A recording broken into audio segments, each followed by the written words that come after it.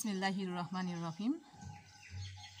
সবাইকে অসংখ্য ধন্যবাদ জানাচ্ছি ক্লাসটি দেখার জন্য।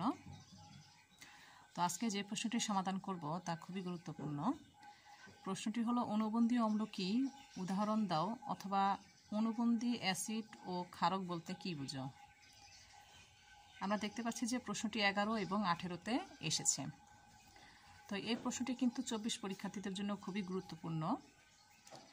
এছাড়াও যারা নিবন্ধন পরীক্ষা দিবে তাদেরকে বলছি, তারাও কিন্তু এই প্রশ্নটি পড়ে যাবে, কেননা এই প্রশ্নটি কিন্তু নিবন্ধন পরীক্ষায় ভাইভাতে করে থাকে অথবা লিখিত পরীক্ষায় এসে থাকে। কেমন? আচ্ছা, তো দেখো অণুবন্ধী অম্ল কি। তো প্রশ্নের উত্তরটা আমি খুব সহজ ভাষায় লিখেছি। দেখো, প্রথমে অণুবন্ধী অম্লের সংজ্ঞাটি দিয়ে নিবে। কোনো ক্ষারকের সাথে একটি প্রোটন সংযোগের ফলে যে অম্লের সৃষ্টি হয়, অথবা এখানে লিখতে পারো যে আয়নের সৃষ্টি হয়, তাকে সেই ক্ষারকের অণুবন্ধী অম্ল বলে। কেমন? আর অণুবন্ধী ক্ষারক হলো কোনো অম্ল হতে একটি প্রোটন অপসারণের ফলে যে ক্ষারকের সৃষ্টি হয়, অথবা এখানে লিখতে পারো যে আয়নের সৃষ্টি হয়, তাকে সেই অম্লের অণুবন্ধী ক্ষারক বলে। তো দুইটি সংজ্ঞা আমি খুব সহজে উদাহরণ সহকারে বুঝিয়ে দিব। দেখো, এখানে হাইড্রোক্লোরিক অ্যাসিডের সাথে অ্যামোনিয়ার বিক্রিয়া দেখানো হয়েছে। এখানে প্রোডাক্ট হিসেবে উৎপন্ন হয়েছে অ্যামোনিয়াম আয়ন এবং ক্লোরাইড আয়ন। কেমন? তো এই অ্যামোনিয়াম আয়নটা হচ্ছে এই অ্যামোনিয়ার অণুবন্ধী অম্ল, আর এই ক্লোরাইড আয়নটা হচ্ছে এই হাইড্রোক্লোরিকের অণুবন্ধী ক্ষারক। এখন আমরা সংজ্ঞার সাথে মিলিয়ে ব্যাখ্যাটা একটু দেখব। তো দেখো, অণুবন্ধী ক্ষারককে বলা হয়েছে যে কোনো ক্ষারকের সাথে একটি প্রোটন সংযোগের ফলে যে আয়নের সৃষ্টি হয় বা অম্লের সৃষ্টি হয়। তাহলে মনে করো এটি একটি ক্ষারক।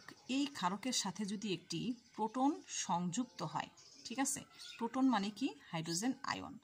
যদি একটি হাইড্রোজেন আয়ন বা প্রোটন সংযুক্ত হয়, তাহলে দেখা যাবে যে যে আয়নের সৃষ্টি হবে সে আয়নটিকে বলে ওই ক্ষারকের অণুবন্ধী অম্ল। কেমন?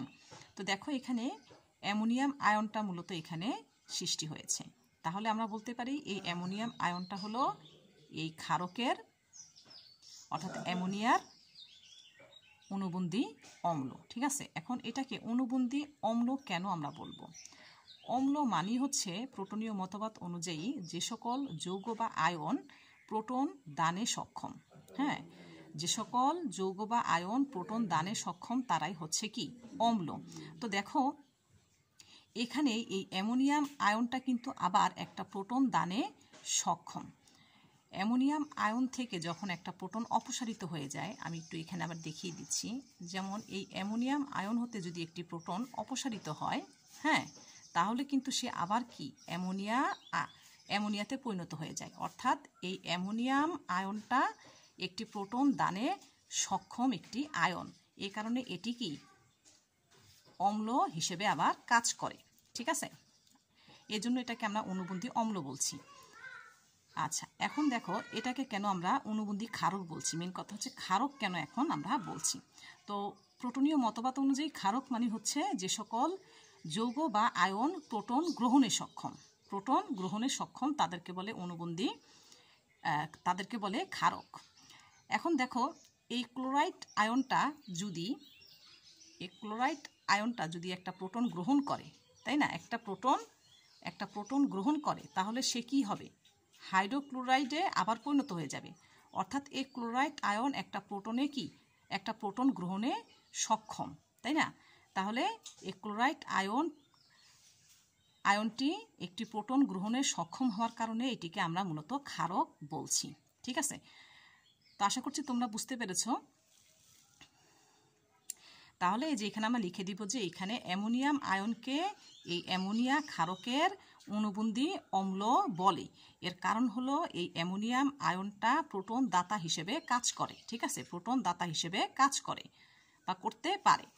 আবার এই ক্লোরাইড আয়নকে হাইড্রোক্লোরিক অম্লের, হাইড্রোক্লোরাইড অম্লের অনুবন্ধী ক্ষারক বলে, কারণ এই ক্লোরাইড আয়নটি আবার কি প্রোটন গ্রহণে বা প্রোটন গ্রহীতা হিসেবে কাজ করতে পারে। ঠিক আছে, তো আশা করছি তোমরা সম্পূর্ণ ক্লাসটি বুঝতে পেরেছ। তারপরে যদি কেউ কোথাও না বুঝে থাকো তবে অবশ্যই আমাকে কমেন্টে জানাবে। সবাইকে ধন্যবাদ।